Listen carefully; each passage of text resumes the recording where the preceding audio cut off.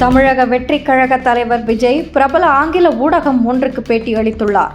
அதில் அவர், அரசியலில் நான் கிங் மேக்கராக முத்திரை குத்தப்பட விரும்பவில்லை. நான் இந்த தேர்தலில் வெற்றி பெறுவேன் என்ற சூழல் இருக்கும்போது நான் ஏன் கிங் மேக்கராக இருக்கப் போகிறேன் என்று பேசினார்.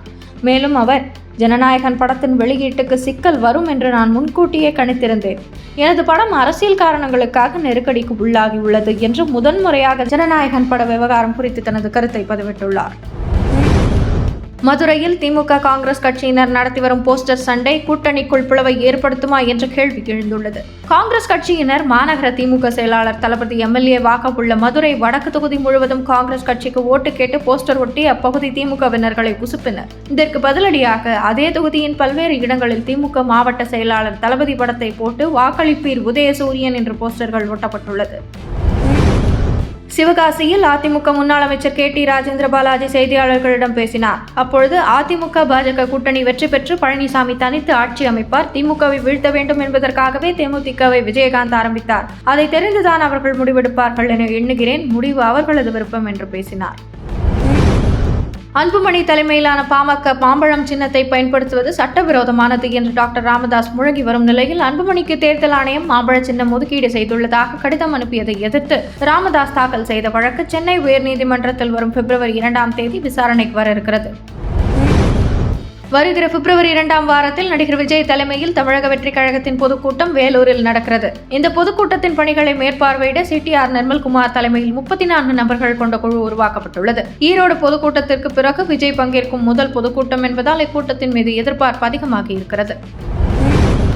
திமுக முன்னாள் அமைச்சர் செந்தில் பாலாஜியிடம் தமிழக வெற்றிக் கழக தலைவர் விஜய் குறித்து பத்திரிகையாளர்கள் கேட்ட கேள்விக்கு, சந்திக்கவே முடியாமல் எல்லைக்கு அப்பால் நாட் ரீச்சபிளில் இருப்பவர்களை பற்றி கேள்வி கேட்டு எங்கள் நேரத்தை வீணடிக்க வேண்டாம் என பதிலளித்துள்ளார். பாஜக மூத்த தலைவர் H. ராஜாவிற்கு பக்கவாதம் ஏற்பட்டுள்ளது என்பதை அவருக்கு சிகிச்சை அளித்து வரும் தனியார் மருத்துவமனை அறிக்கை வெளியிட்டு உறுதி செய்திருக்கிறது. தற்போது அவர் மருத்துவ குழுவின் தீவிர கண்காணிப்பில் இருப்பதாகவும் நல்ல முறையில் அவர் சிகிச்சைக்கு ஒத்துழைப்பு தந்து குணமடைந்து வருவதாகவும் மருத்துவமனை நிர்வாகம் தெரிவித்துள்ளது. தமிழ்நாடு காங்கிரஸ் தேர்தல் பொறுப்பாளர் கிரிஷ் சோடங்கர் இன்று தமிழகம் வந்து சத்தியமூர்த்தி பவனில் அவசர ஆலோசனை கூட்டம் நடத்த இருப்பதாக தகவல் வெளியாகி இருக்கிறது. திமுக காங்கிரஸ் கூட்டணி இடையே பெரும் சலசலப்பு நிலவி வரும் நிலையில் இந்த ஆலோசனை கூட்டம் முக்கியத்துவம் வாய்ந்ததாக கருதப்படுகிறது.